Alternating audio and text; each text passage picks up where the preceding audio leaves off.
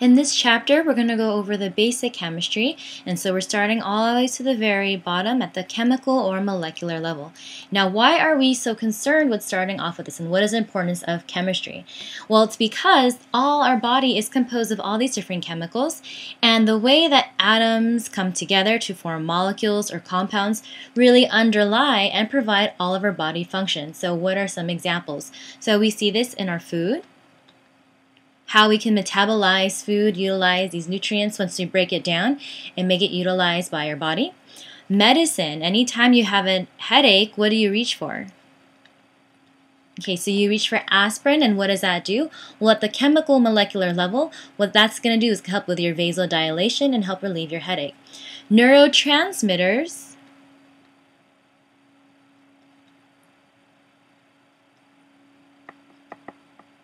these are ways how cells can communicate amongst each other. So we'll see this within synapses, especially with our nerve impulses in Chapter 7. Another way cells can communicate with each other are through hormones. This is part of that endocrine system, and so we can have small proteins act on one cell from long distances. And then finally, we have muscle contractions. And the ability for muscles to contract all deal with the chemistry of how ions can bind to your actin or myosin, and then in turn how these can lead to contractions itself. Okay, so this is really important why we need to understand chemistry. Now, another important concept for chemistry is this idea of matter, and matter is anything that has mass and takes up space.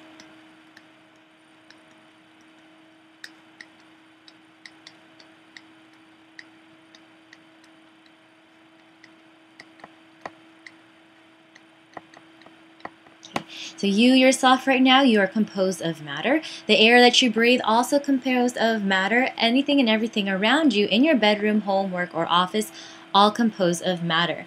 And so matter really, these are any type of solid, liquid, and gas. Right? So all living things are composed of matter, and chemistry really is the study of this nature of matter. So how things are put together and how they interact. Okay, so looking at the different states of matter, solid going to liquid to gas, a great example.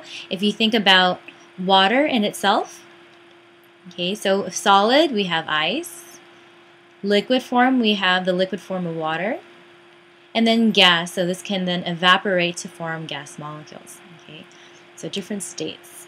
Now, another underlying concept of this chemistry is energy. And why is energy so important? Well, it's needed for things to grow and function. If you think about all the plants that you consume, all of that needs needs energy from your sun in order for these to grow. So it goes under photosynthesis. Another thing is all that meat that you eat. All that also needs some sort of grain or plant in order for your livestock to grow. Okay, so everything needs energy. And the key idea of energy is that energy has no mass. It does not take up space.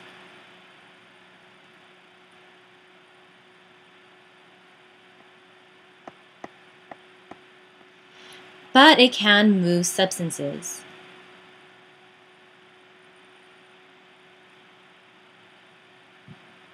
And now, why are these important? Well, if we think about how our body is run, we need energy in order to drive chemical reactions. We need energy to drive metabolic processes for your movement.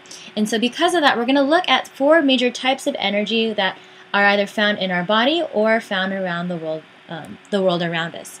So the very first type of energy we're going to look at is chemical energy, and this is the type of energy stored in bonds of chemical substances. So all of these bonds store what are called potential energy, and once these bonds are broken, that's when we can release this energy, which can be turned into kinetic energy or energy in motion. So energy in action or energy in motion. One of the most important forms of energy, of this chemical energy that we're going to be talking about in the semester, which we mentioned in another class, is ATP. So ATP, what that refers to is adenosine triphosphate. So we give adenosine this letter A, tri meaning 3, so here's 1, 2, 3, 3 phosphate molecules. Now this is the most important energy source we have within our cells. And why is this? Because of this bond potential energy, all this potential energy stored here within these bonds. So once we break this bond, what happens? We form adenosine. So we remove one phosphate, so now we have a diphosphate. And we have a single phosphate plus energy. And so this energy that's released is really all of this kinetic energy, which we then can drive reactions. Here's one great example that we're going to be learning about later. This is called the sodium-potassium pump. And really, anytime you need motion, so we're going to be moving ions. So here we're going to be moving sodium. Sodium's inside of our cell. We want to move it outside of our cell. This is called a cell membrane right over here. Okay, so if we want to move ions from one side to another, we need to use some energy. And so here we have ATP. We're going to break this phosphate bond. And by doing that, here we form this ADP and a phosphate. And in turn, here we have this nice little pump. It's going to move and transfer these 3 sodium ions to the other side. Okay, so that's how you can take this stored energy and turn it into kinetic energy. Now another type of energy we have is called electrical energy, and this is the movement of charged particles.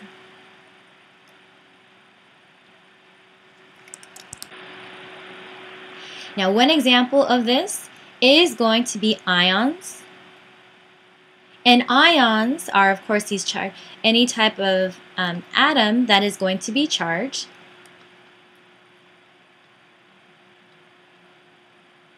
And so typically these are going to be your sodium, potassium, which we give the letter K.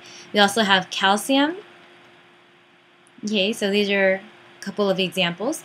And anytime these charged molecules move across a membrane, so here we have our plasma membrane, that in turn carries a charge. And because once it moves across, these charged molecules move across, that in turn can change the overall charge of our entire membrane. And where does this come and where is this really important? Well, this is really important in our nervous system. And also with our muscular system.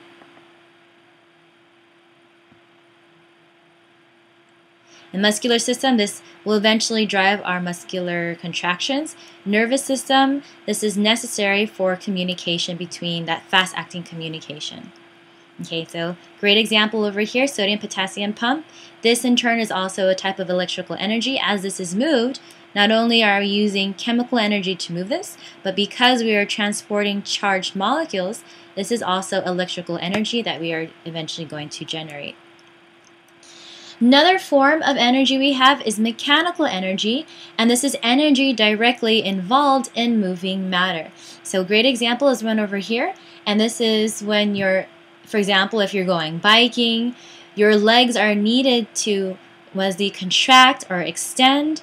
This in turn is going to cause the wheels to move. So mechanical energy is needed to move all the pedals, right? So you use mechanical energy, and that in turn will propel the wheels of your bike to move. Okay, so example here is a contraction of muscles.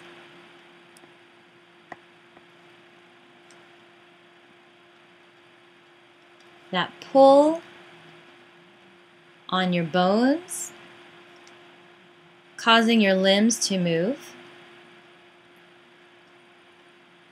Okay, that's one type of mechanical energy.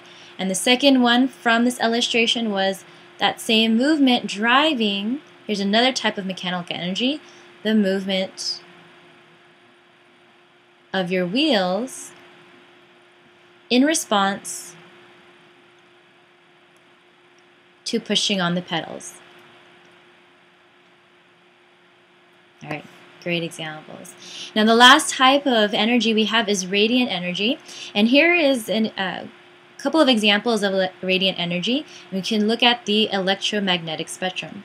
So this is anytime energy travels in waves, and it's really all these energy types of the electromagnetic spectrum. So you have visible light, you have ultraviolet waves,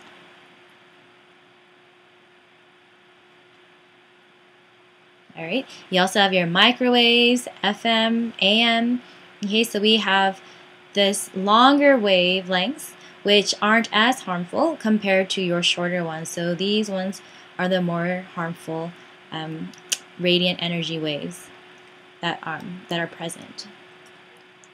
Now, these four energies, they are not isolated, so they can actually be converted from one form to another. And so, as an example, if you look at chemical energy, remember this is all that stored energy. And if you think about gas, so even that gas powering your car, okay, so it can power. For those of you who live close to the water or have a speedboat, it can power the motor of speedboats.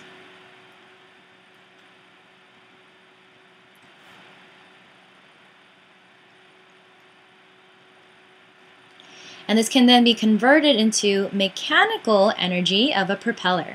And that's how you can get that movement. So you take this chemical energy of the gas, you break those bonds, and that in turn will drive the motion of the propeller for that mechanical movement energy.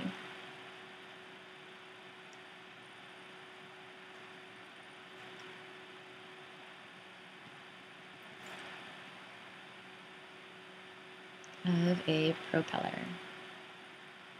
Okay.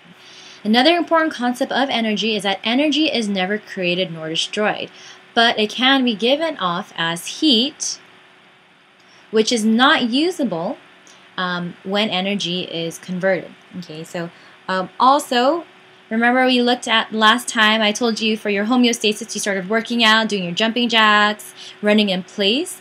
Okay, we take all of that ATP.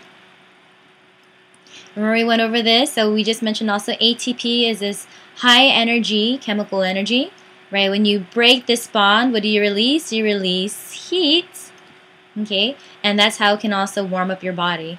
And so that's what that energy is given off of, okay? So we're converting this chemical to your mechanical.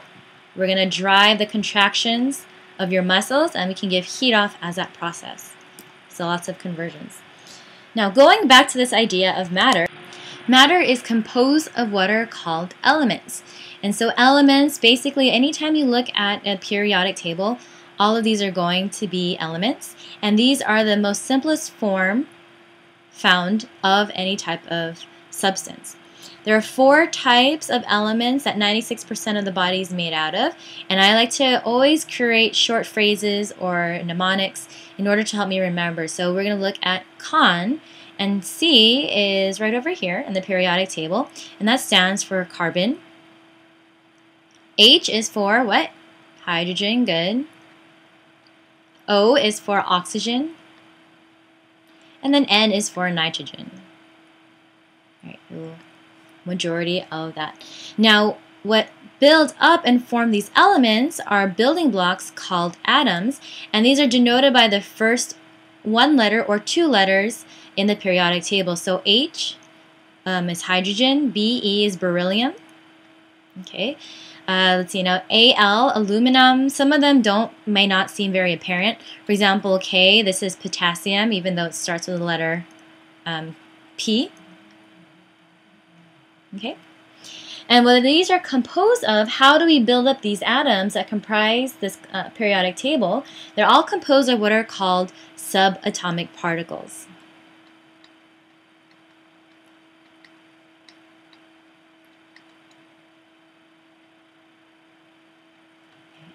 And so really chemistry, all this chemistry, all the way different things are formed in our body, the very simplest level, all of these are composed of these elements.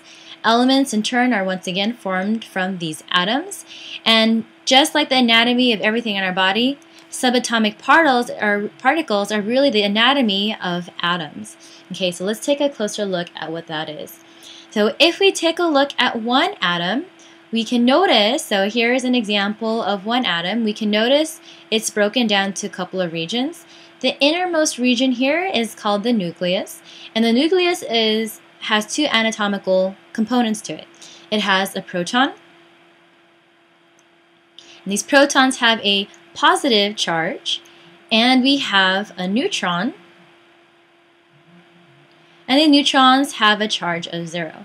Okay, and so also looking at the anatomy of one of these atoms, we have surrounding the nucleus what are called electrons. So here are these electrons back here in black. And these electrons are going to be negatively charged. Now in a very stable inert, so an inert means not reactive atom, the number of protons will always equal the number of electrons of the atom.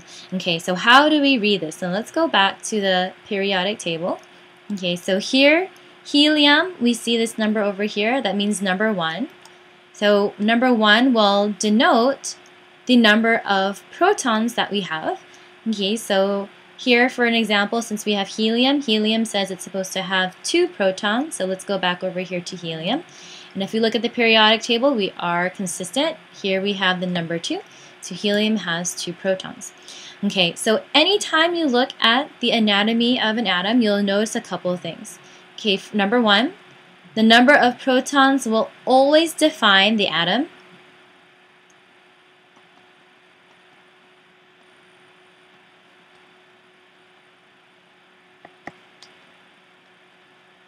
So anytime you see a helium atom, it'll always have 2 protons. Number 2, in an inert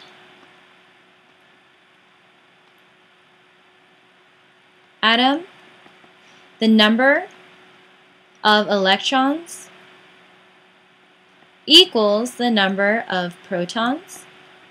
So here, this is non-reactive, so therefore we have 2 electrons equaling 2 protons. And then number 3, typically, the number of neutrons equals the number of protons. Now this isn't always the case, and we'll see a few exceptions to that. But here with helium, it does follow that consistency. So we have 2 neutrons, 2 protons, and 2 electrons. Here's a great overview of what we just talked about. So particles looking at protons, neutrons, and electrons. Once again, protons are positively charged.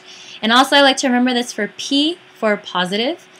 Neutrons, 0 charge, so N for neutral, meaning no charge.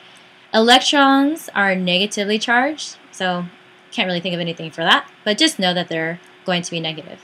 Position in the atom, once again, protons and neutrons are always found within the nucleus. And then orbiting around the nucleus is going to be the electrons.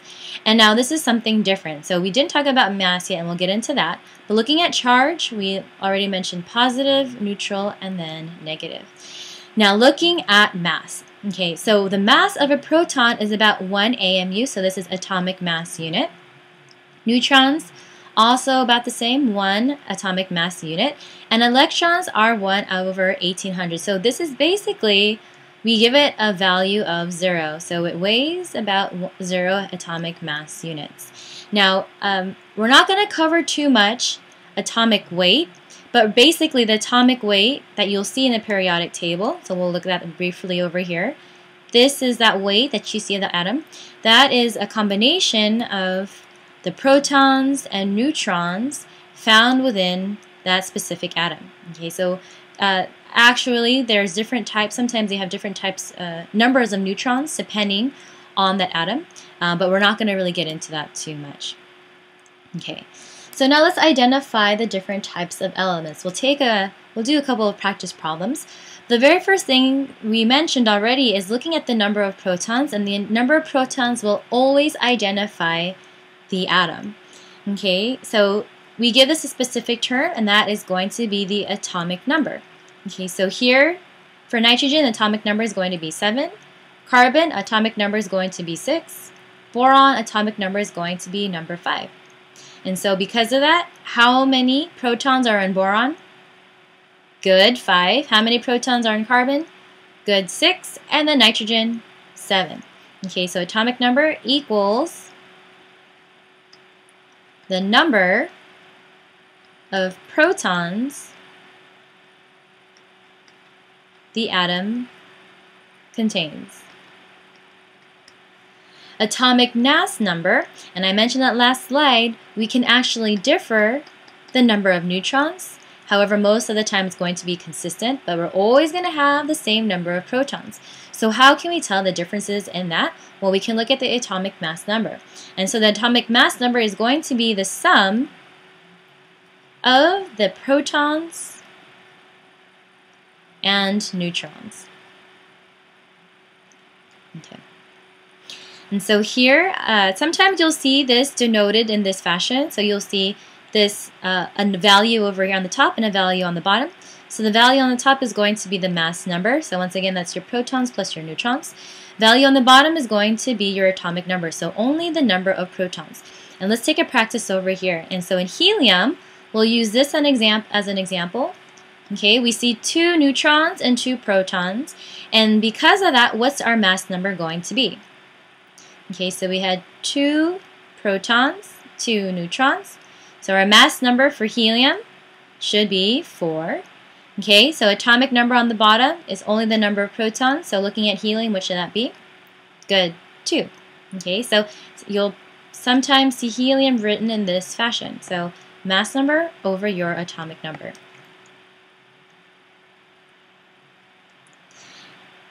Okay, now in the event that we have different numbers of neutrons, these are called isotopes. Okay, as you remember I mentioned, anytime you see 1 proton, this is always going to define a hydrogen atom. Now we can have various forms of this hydrogen atom, and that's because it's always going to differ by this number of neutrons. So let's look over here. Okay, so hydrogen with 1 proton and 0 neutrons. So let's first look over here. What is our mass number going to be? So remember, your mass number is going to be your protons plus your neutrons. Here we have 1 proton, 0 neutrons, so our mass number is going to be 1. Good.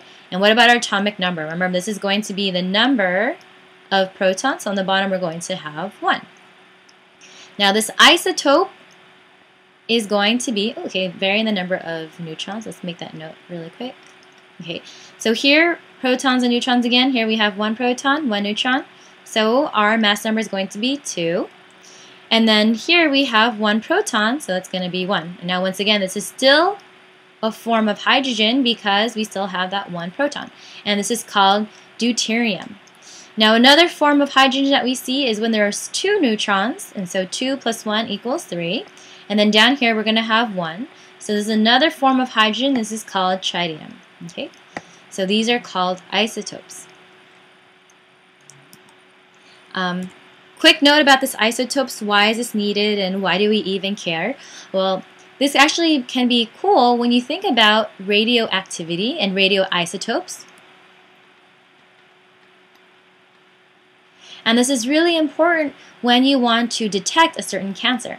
And so one type of way that we look at this is the radioisotope for iodine. Okay, and so with iodine, what tends to happen is they'll have an isotope with a lot more neutrons. And because of that, that's going to be very unstable. So what's it want to do? It's going to want to get rid of all of these neutrons in order to reach its more stable form. And so by doing that, you can actually trace where this iodine is getting given off within the body. Iodine is typically taken in by your thyroid gland. And so if someone has thyroid cancer, iodine typically picking up by your thyroid gland. So thyroid gland found within that chest. Okay, I can promise I can draw. So you'll find a lot of this iodine here within the chest. But anytime this thyroid gland has spread, if it's metastatic or cancerous, it's going to spread to different regions of the body. And so anytime this iodine is picked up in another region, that's when you can tell if that cancer has spread, because the same types of cells from this thyroid gland is going to be spread into a different area. So these are also going to be thyroid cells. Pretty interesting. Okay, so that's one application of why isotopes are really important. Now, going back to how these atoms can combine, if molecules have two or more of the same atoms combined chemically, this is what we term a molecule. So here's an example of a molecule. Here's another molecule. They have the same atom. So here we have hydrogen and here we have oxygen. And a special type of molecule where you have different types of atoms is called a compound. So here we have carbon dioxide. It's also considered a molecule, but it's a specific type of molecule called a compound. Okay, so taking this example here, we have sodium, we have chlorine, and together we can form sodium chloride. So sodium chloride, just a molecule, or is it a specific type of molecule called a compound? Great, it's a specific type of molecule called a compound because it's not the same type of atom. Now that we've learned about all these different subatomic particles, we're going to look at how atoms form these molecules and compounds, and it's all done by forming bonds. Okay, and so it's really the interaction of electrons, those electrons that are surrounding and orbiting that nucleus.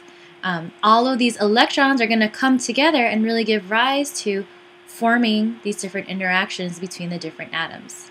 Okay? Alright, so let's look at electrons and bonding. And so here is that atom that we saw earlier. Here's our nucleus. And here are all those electrons. And all these electrons actually occupy energy levels called electron shells. And in this illustration, it kind of looks like these electrons are just going to orbit around the nucleus. So it kind of looks like the planets orbiting around the sun. But in actuality, all of these electrons can be found anywhere with this entire region. So anywhere between this energy, this electron shell, and surrounding the nucleus. This level can be found anywhere around this electron shell, all the way down towards that nucleus. Okay, so it's really going to be found in any specific direction. Okay, so you can get into that more if you're going to be taking a chemistry class. But for our specific purposes, we're only going to imagine the electrons orbiting around our nucleus in this fashion. Okay, now remember let's clear this off a little bit. Okay, so if you remember, our nucleus has what? Protons and neutrons. Protons are what charge? Positive. Neutrons are neutral, so no charge. Electrons are what charge? Negative. And so what happens whenever there are opposites? They're going to attract. Okay, so because these electrons are closer towards our nucleus, they're going to have a stronger attraction to each other compared to the electrons in the second electron shell towards this nucleus. Okay, and because of that, these electrons are going to be held much more tightly towards or closer towards our nucleus compared to these electrons on the outermost electron shell. Okay. Now another thing is that each of these shells have distinct properties, and so these shells only have a specific upper limit. So let's clear that off again.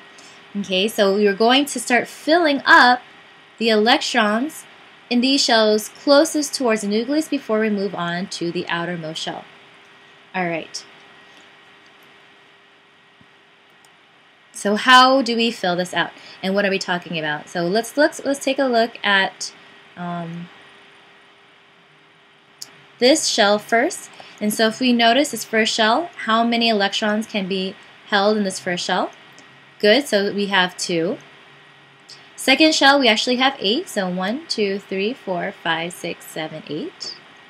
And then our third shell, actually we'll only have 1 here, but at most we can hold up to 18 electrons. So let's fill that in over here. So shell 1 can hold a maximum of 2 electrons. Shell 2 can hold a maximum of 8 electrons. And that outermost level can hold an electron, 18 electrons. Okay, and so atoms are going to be stable and not reactive. So remember, inert means non-reactive. Once that outermost shell is going to be complete. So we can take that out. It's supposed to be shell. So once that outermost shell is going to be complete. Okay. So how do we get that outermost shell to be complete? Well, a couple of things. These atoms can lose electrons, it can gain electrons, or it can share electrons in order to have that most stable outermost shell. Now, we also have this rule called the rule of 8, and this is when atoms are going to be stable. So they're going to be stable when their outermost orbital has 8 electrons. And this exception is when the first shell, because remember we can only have 2, so only when it has 2 electrons is this first shell going to be stable. Okay, so I know it sounds kind of confusing, but the best thing to do is let's just look at a couple of examples to see what exactly I'm talking about. Okay, so chemically inert, once again, these are non-reactive. And why are they non-reactive? First, helium. Let's take a look at this. What are the background information that we know about helium? Helium has 2 protons, 2 neutrons. Okay, so 2 protons here, 2 neutrons over here. And it also has 2 electrons. So remember the first shell, electron shell, we're going to have is at most 2 electrons. So number 1 and then number 2. So here, because we have 2 electrons, these are considered inert. It doesn't want to gain any more electrons, nor does it want to give any electrons. And that being the case, we're not really going to see helium bound to any other atom. Neon, let's look at this background information. On the periodic table, you'll always see neon with 10 protons. And so let's fill these out. So first subshell, we know we only have 2 electrons at most.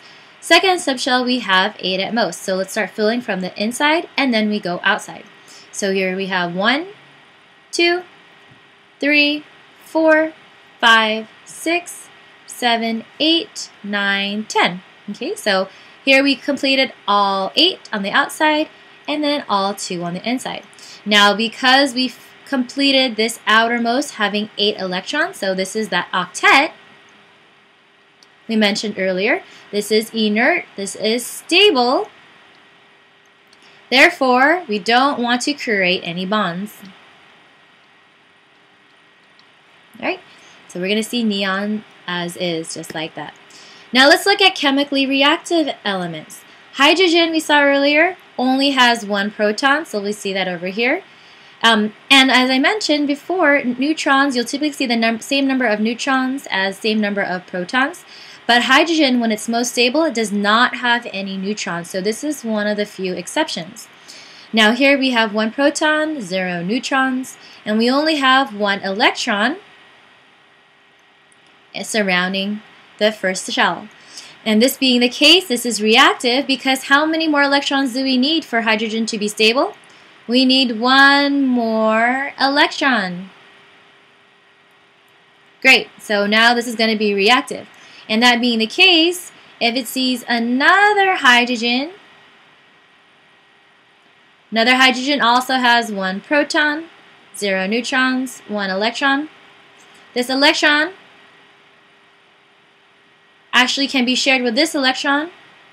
And now this hydrogen will have 1, 2. This hydrogen will have 1, 2. This nice sharing creates a bond, and now we're going to be complete. Okay, so this is why it's going to be reactive. Carbon, 6 protons, therefore we have 6 electrons. So let's start here. The first one, 1, 2, 3, 4, 5, 6. How many more electrons do we need for carbon to be stable? We need 4 more electrons. Great. Okay, so if we take this carbon, this is going to be my nucleus. First subshell we had 2. Second shell we had 1, 2, 3, 4. Great. We change the color so we can make this prettier. Oh, let's go with red. Okay, so this is going to be carbon. Let's say hydrogen only has that 1 electron. Okay, so here we have another hydrogen with that other electron. Here's another hydrogen, another electron. So this is a nucleus. We have another hydrogen with that electron. Okay, so these are electrons, electrons, electrons, and electrons. Now, if we want to make carbon stable, let's go green. If we want carbon to be stable, we need to add 4 more electrons. So we can create this bond over here, create a bond over here, create a bond over here, and create a bond over here. Now our carbon is going to be stable, but now we've created a whole new compound, and this is going to be our carbon. So we have 1 carbon in all, and we have 4 hydrogens. So we've created methane. So C4H8, here's our hydrogen, hydrogen, hydrogen, hydrogen, and then our carbon. Right? So now hydrogen is stable. We have 2 electrons, so we're sharing it. 1, 2. Hydrogen is stable. 1, 2, 1, 2, 1, 2. Carbon, now stable with its 4 electrons. We have 1, 2, 3, 4, 5, 6, 7, 8, 9, 10. So 2 on the inside and then 8 on the outside. So we are happy! Dun, dun, dun, dun. Pharrell. Okay. Cue Pharrell in the background. Alright. Next, we're going to look at oxygen. Oxygen has 8 protons, 8 electrons. So we're going to fill up the first shell. 1, 2, 3, 4, 5, 6, 7, 8. How many more electrons do we need for oxygen? Great, we need 2 more electrons. Let me get another color. It's kind of hard to see. Pointer options, pointer color. Let's go black to blue. Okay, so we need 2 more. And so because of this, it's going to be reactive. What you also can see is oxygen can bind with another oxygen. And that is that main form that we see and our gaseous form that we inhale. So let's create the first shell, second shell. Yes, I understand this is very messy. I can't really draw. Here's our nucleus, nucleus. Okay, 1, 2, 3, 4, 5, 6. Oops, 1, 2, 3, 4, 5, 6. 1, 2, 3, 4, 5, 6. We have the inside. 1, 2, 3, 4, 5, 6. Okay. Now, what we can do is also share electrons to get that 8. So here we need 2. If you have another oxygen, it's also going to need 2.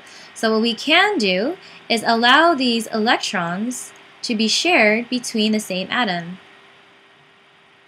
So here we can share these 2. And we're going to cross this out and bring it over here. So we can share this 2.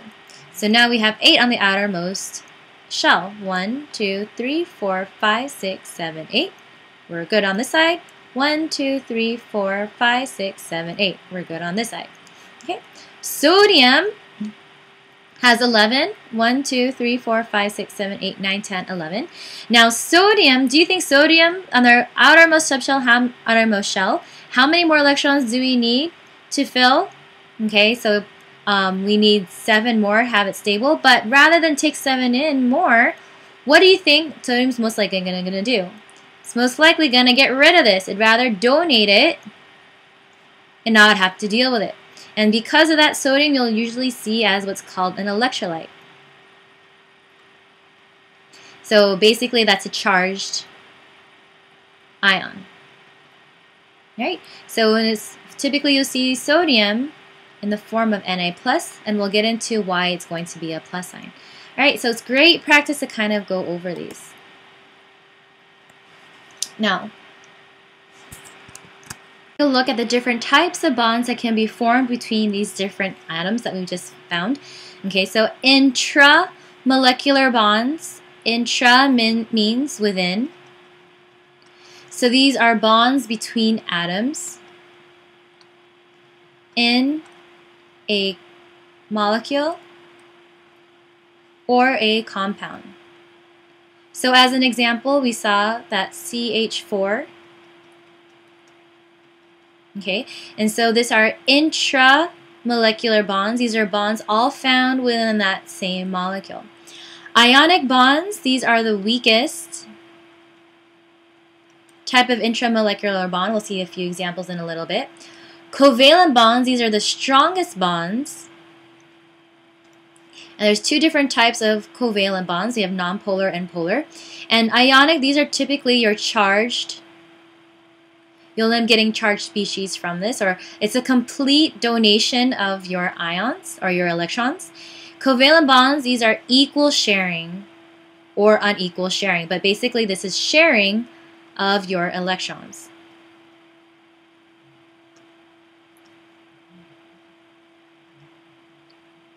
And this is donating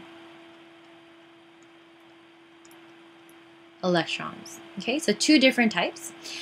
Intermolecular, what does inter mean? It means between. So these are bonds between molecules or compounds.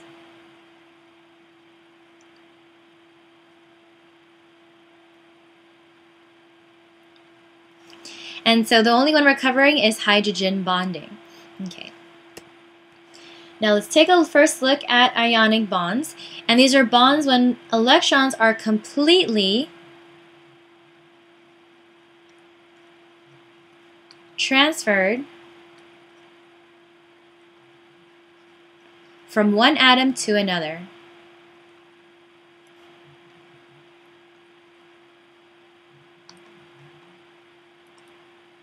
Okay, and because of that, this is going to be the weakest intramolecular bond.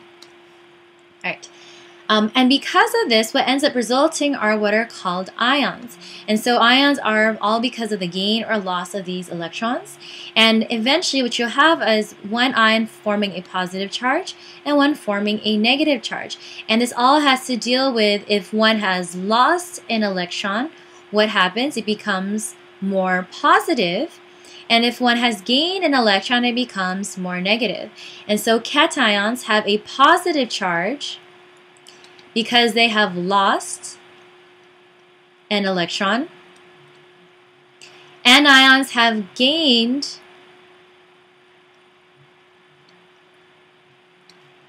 an electron. And therefore, what charge do they bear? They bear a negative charge. Okay, remember, and the way I remember this is the T kind of looks like a positive sign. So I know that that's going to be a positive. All right, and so cations and ions, opposites, once again, will always attract. And so cations and ions will always attract.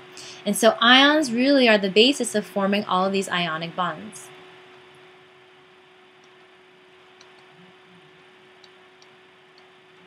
Okay. Now let's think about what we saw just recently. What was one atom that would rather give off its electron than accept an electron? Good, sodium. So let's just quickly go back to that slide. And sodium has 11 protons, 11 electrons. And now if we form a bond, so sodium, what's something that we saw earlier? What compound did we see? Sodium chloride. Okay, eventually we'll see chloride actually needs one more electron to be stable. And so by sodium giving off this electron, instead of having 11 electrons, now we're going to have 10. Okay, and so protons bear a positive charge, so we can say we have a charge of 11. And then electrons bear a negative charge, but now since we got rid of one charge, one electron, now we have 10. And so now you have a negative 10. Okay, and you put the sum of this together, and what do you get? You have a +1 charge. And because of that, that's why sodium is going to have a +1 charge here. Okay, so you can put it as a +1, or if you just put Na+, we already know and assume that's going to be a +1 charge. And this is why you see sodium typically in this state. Now, here is this example forming this ionic bond. Okay, so sodium doesn't want it. Chlorine has 17 electrons, so let's see what that looks like. 1, 2, 3, 4, 5, 6, 7, 8, 9, 10, 11, 12, 13, 14, 15, 16, 17. It needs one more electron to complete that octet. Remember octet being that number of 8 electrons in its outermost shell. And so sodium, yeah man, get rid of my electron, take it, I want to be stable too. It's going to give it to chlorine. So you have 17 protons, which is going to be a +17 charge.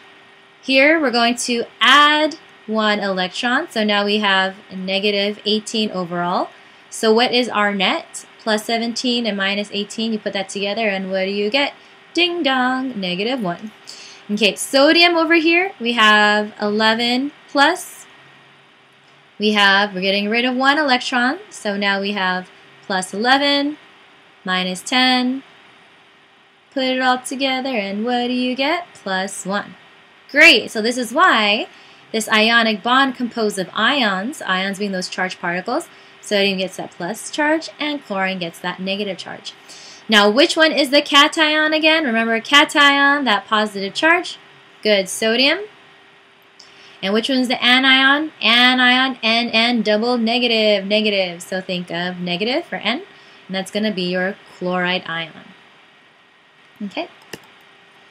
Okay, other types of ions and common in our body. We have sodium, so we just saw that. Potassium. These are really necessary for our nervous system.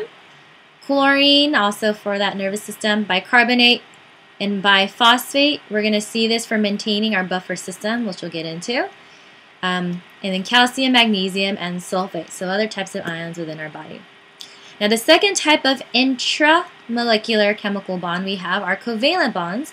And this is atoms become stable through sharing of the electrons. And so polar is unequal, nonpolar is equal sharing. Okay, so polar, once again, this is unequal sharing of electrons. And one example here is water. Water actually has a slightly negative charge, and that's because it has, these are called lone pair of electrons. And these lone pair of electrons, because its electrons are what again? They're negative, and because of that it has a slightly negative pull over in this direction, and because of that oxygen is much larger, it has these extra pair of electrons. It's going to have a tendency to pull the electrons from hydrogen towards it more, and because of that, hydrogen is going to have this partial positive charge alongside with it. And so polar, I think of like a polar bear, like a greedy polar bear who wants, what is that commercial? Is it Coke or Pepsi? Coke. I think a Coke commercial. Anyway, during the wintertime. Yeah, so polar bear, they want everything, keep it to themselves. So oxygen is this polar charge, wants to bring the electrons closer towards it. So these are going to be sharing these electrons. Okay, so oxygen, here's our nucleus, hydrogen, here we have that hydrogen, here we have that hydrogen. Oxygen has electrons. Okay, so I cleared that so you can see everything better again.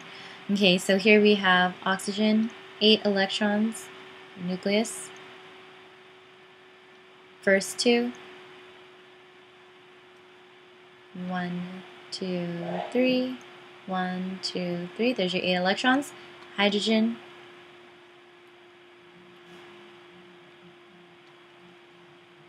there's that electron, okay? And so here we have nice and sharing of this electron, so there we share it. So hydrogen has its innermost shell complete, 1, 2, 1, 2. Oxygen also has 8, 1, 2, 3, 4, 5, 6, 7, 8. So they're complete, okay? But then again, we have these electrons causing it to have that more pull towards it, so that's why it's polar covalent. Nonpolar covalent, this is going to be equal sharing between the atoms of a molecule. Now, when will you see nonpolar? This is what you'll typically see if the atom is exactly the same. So 2 of the same types of atoms. So here's hydrogen. Neither of them have a stronger pull for it than the other because it's the same thing. So nice sharing. They each have their 2 electrons in the first shell. And so this is nonpolar. Same thing with oxygen. Oxygen here, we're going to be sharing 2 sets of electrons. And when you get into organic chemistry, you'll do this more, but here we actually have a double bond because there's 2 sets of electrons that we're sharing. This is 1 bond because it's only 1 pair. Here's your other pair. Okay. So fun organic chemistry stuff. All right, what else do we have next? Next bond we have intermolecular chemical bonds. And the one we're looking at once again is hydrogen. And this is a weak intermolecular bond between two neighboring atoms. And you always have a polar bonded hydrogen. So we just saw that with that water molecule. And a polar bonded oxygen or nitrogen. And the reason being for nitrogen is because nitrogen also has an extra pair of lone electrons.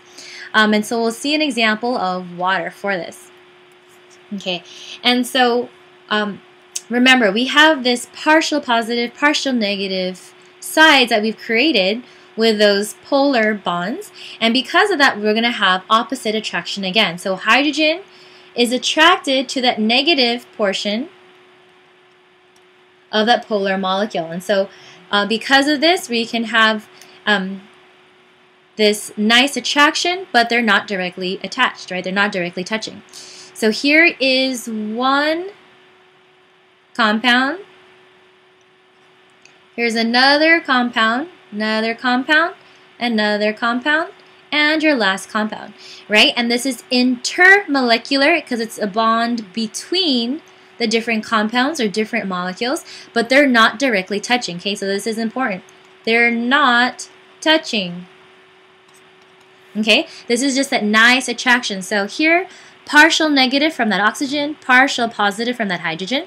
Partial positive is going to get attracted to this negative, so we just have this nice attraction, okay? So you can think of like magnets, right? So you have two magnets close together. They're going to start having that nice attractive force where they want to get stuck to each other, but they can't get stuck to each other. So kind of hold them apart, and that can give you an idea of this hydrogen bonding.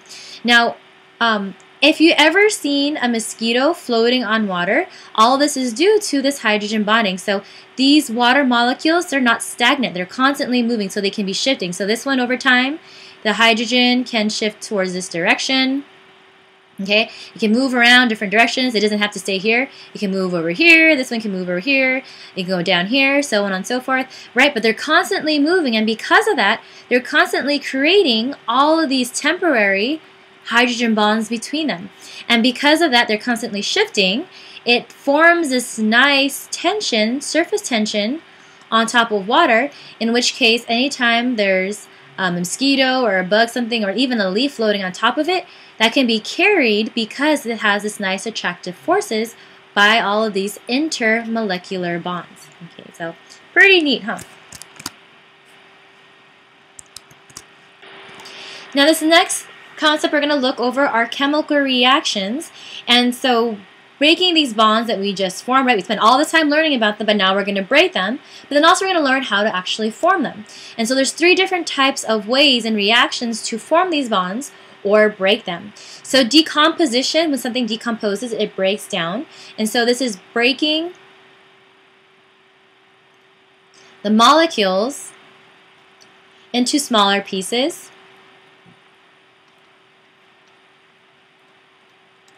Synthesis is assembling smaller pieces into larger ones.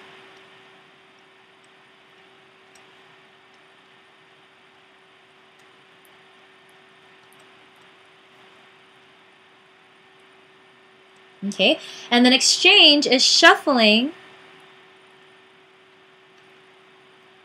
the pieces between molecules. Okay, and so let's say we took that water molecule, right? We formed one water molecule. Ooh, looks like Mickey Mouse. Okay, so we took one water molecule, or we can say it's another molecule, so we don't have to break down Mickey Mouse. Okay, and so you take this, but in turn, you can actually form a bond from this to another molecule. All right, and that in turn can form a bond to another molecule, so you have long chains of all these different molecules. Okay, so you can break this down, break this bond, so that's decomposition. You can actually reform this, so you have more hybrid Mickeys. Or you can exchange, so you have Mickey Mouse, you have Daffy Duck. I'm not going to draw it, but anyway, you can have one portion and move it around with another. Alright, so catabolism, we learned of this last time. Catabolism deals with the sum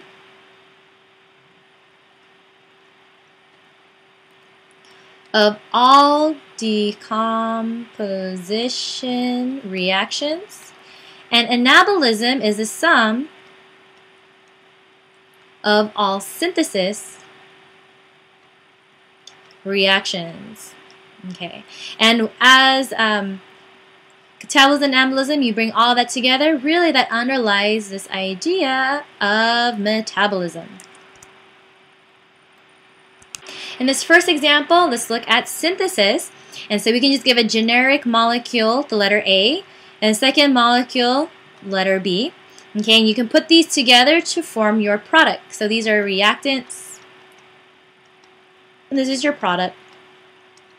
Okay, so atoms or molecules will combine in synthesis reactions, and this is an inorganic reaction, meaning that the reaction needs energy for bonds to form. And what energy source do we have? ATP. ATP. Ender. So ender means inside, so you need to consume energy. Another way that we can form these bonds is through a process called dehydration synthesis. So when you get dehydrated, what happens to you? You lose water. So removal of water between your molecules to form polymers. And polymers are just chains of whatever molecule you're looking at. So it can be, here we have a protein molecule. What forms proteins are building blocks called amino acids. If you have glycogen, which is a storage form of glucose, you can take glucose molecules, put that together to form this polymer or this chain as well. All right, here's this dehydration synthesis. So here you have one component. If it has an OH bound to it, this is called a hydroxyl group. And there's another hydroxyl group attached to another monomer.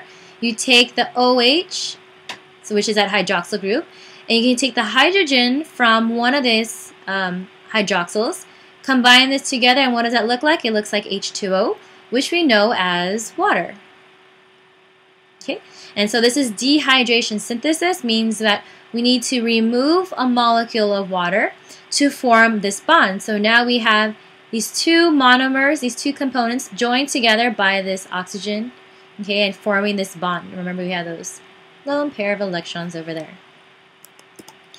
Now, decomposition reaction, another type of reaction we have. This is when we have that original product that we have and we're breaking it down into its reactants. And so the molecule is broken down. And in this process, because we're breaking down bonds, what else do we release? We release energy, we release heat, okay? So exergonic, we're going to release that energy.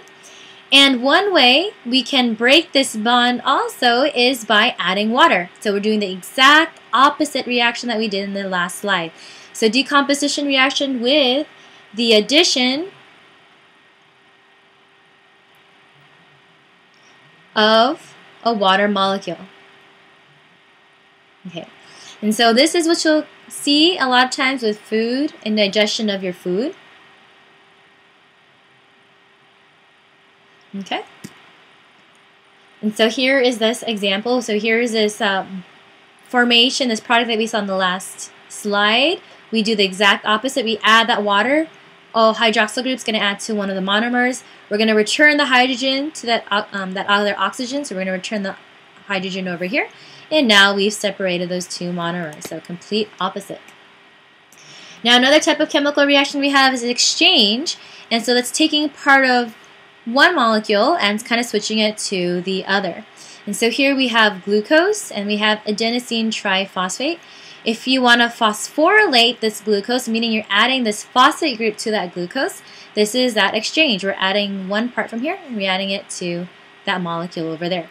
So it involves both synthesis and decomposition. So we're synthesizing this new molecule, but we're decomposing this molecule over here. So we're breaking that down. All right. Now, of course, all of these reactions aren't just one direction. We can have reversible reactions. And really, this is the idea of homeostasis. And because sometimes you might form too much product, and then over time, you're not going to have any more of these reactants. So what you're going to do, you're going to go back the other direction. Alright, so this is why homeostasis is so dynamic. It's all reversible. You always want to go back and forth. Okay, so equilibrium is a condition when the forward and reverse reaction occur at the same rate. Right? And here's an example, glycogen. Glycogen is a storage form of glucose.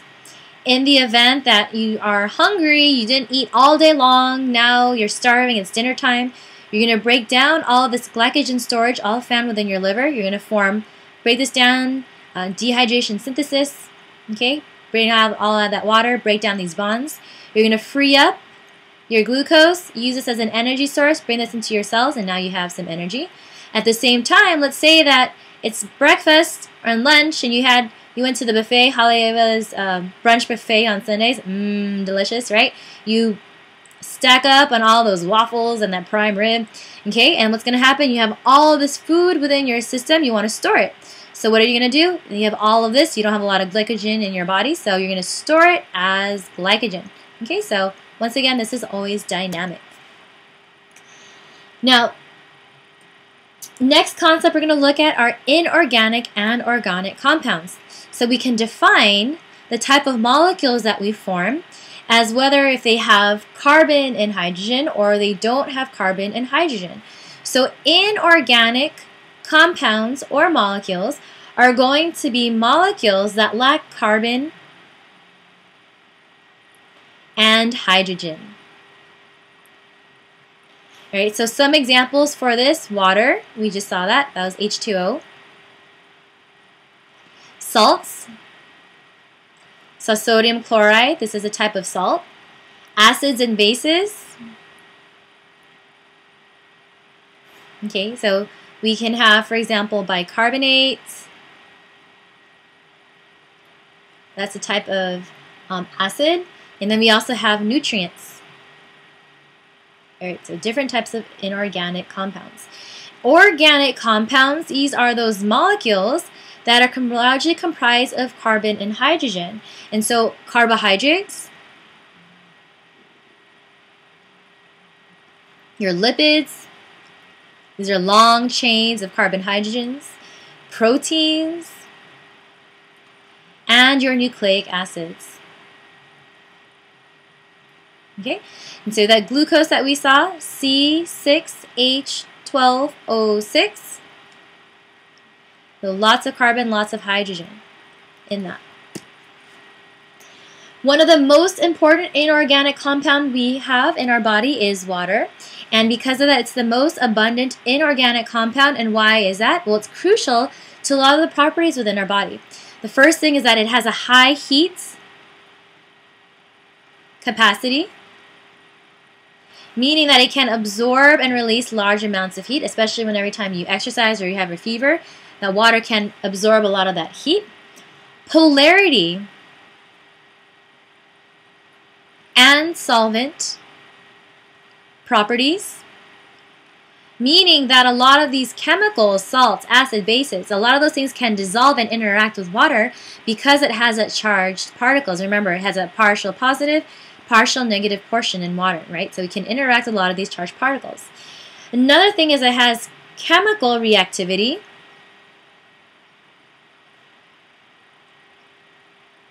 And we saw this in those hydrolysis reactions. So it's very important when we want to break down food as part of our digestive system.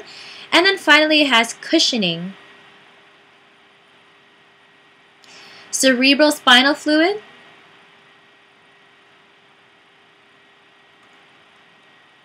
Okay, this cushions, it's found within our brain and within our spinal cord. This helps cushion and support our brain as well as the canal in our spinal cord.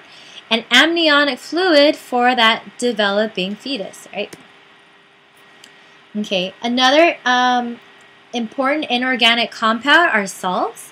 And these are ionic compounds containing cations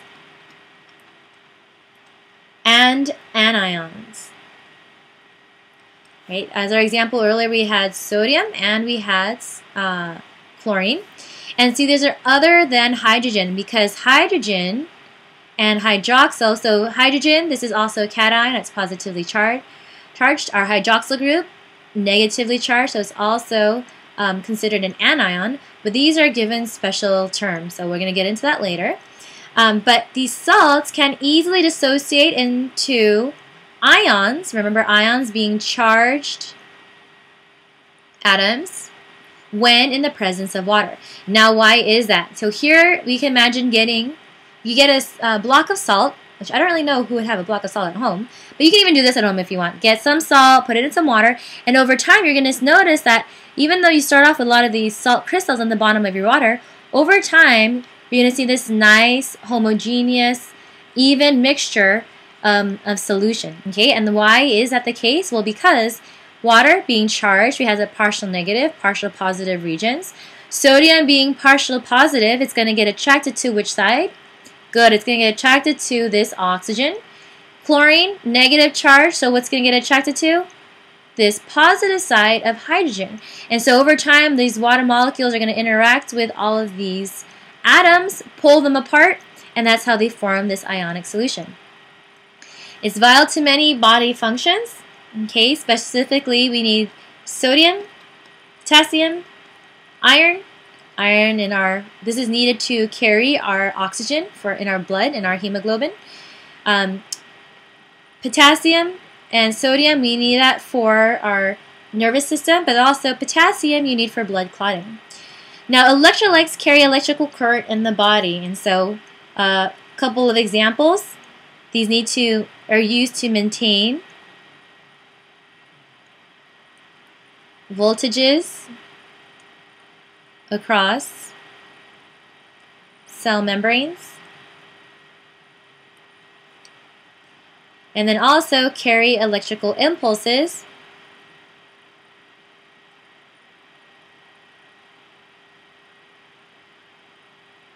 and where in our, we'll put the note over here, in our heart, nerves, and our muscles.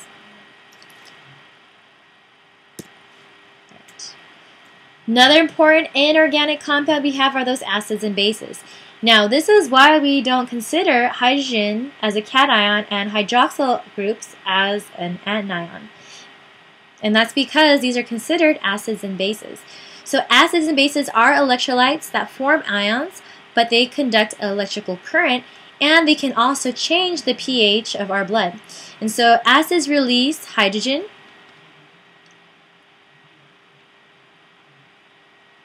ions, and these are considered proton donors.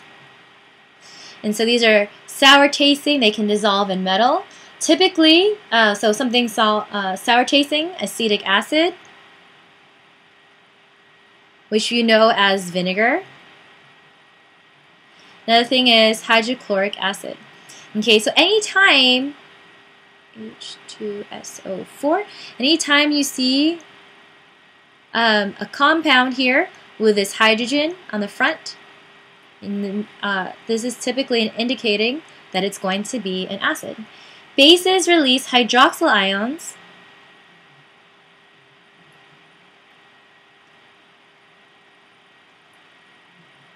and these are going to be proton acceptors. All right, so they can actually accept all of these hydrogen ions given off by any acid.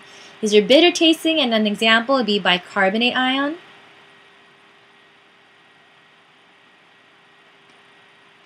which can be found within your bloodstream.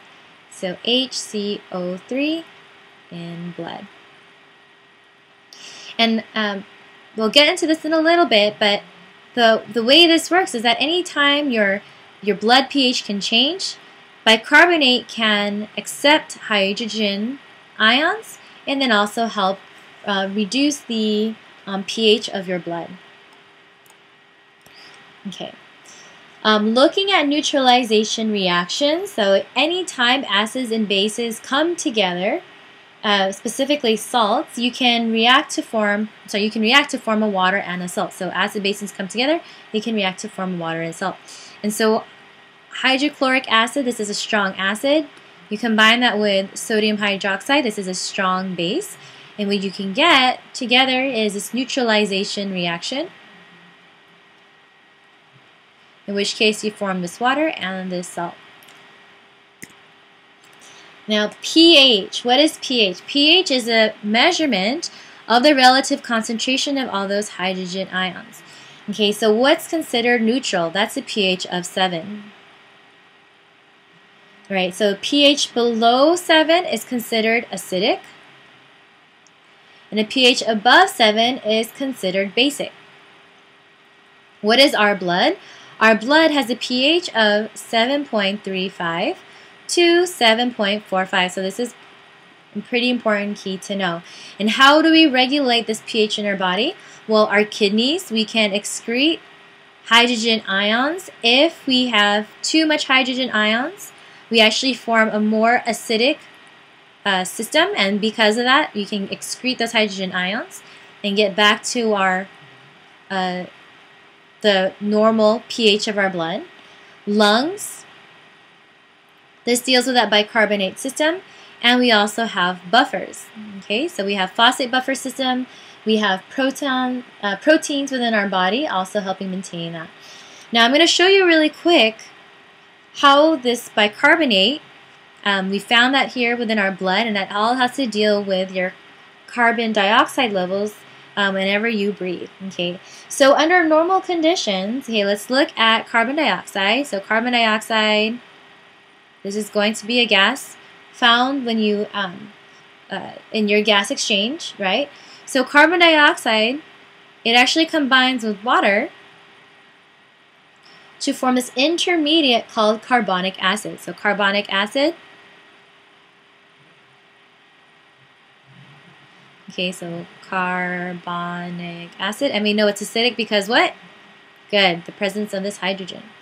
And this will then break down to form a hydrogen ion and bicarbonate, HCO3 minus. Now what happens if you don't breathe too often? You're going to start building up more carbon dioxide within your body. So what's going to happen? You don't exhale too often, you hold your breath over time, you don't really breathe, you're going to have more carbon dioxide that's going to combine with water. You're going to form this carbonic acid, which is going to eventually form your bicarbonate and your hydrogen. So with high carbon dioxide, you're going to have high hydrogen atoms within your body. Now, if you have really high amounts of hydrogen, what happens to your blood? Does it become more acidic or more basic? Good, it becomes more acidic. Okay, so key notes, high concentration of hydrogen atoms is going to be acidic. Okay, and so how do you resolve that? Well, you can increase your respiratory rate to release a lot of this carbon dioxide. If you have lots of this hydrogen, also important by these other systems. So these other systems can accept these hydrogen atoms and then resolve your pH. So this is going to cause your pH to be below 7. And of course, we got to go back to our homeostasis, right? We need to get back to our normal levels of blood, 7.35 to 7.45. And then finally, we can eventually get back to our normal levels. Let's do a quick review of all the different buffer systems that I briefly mentioned. And once again, the whole purpose of this is to maintain our blood pH at 7.35 to 7.45. And so the first one was bicarbonate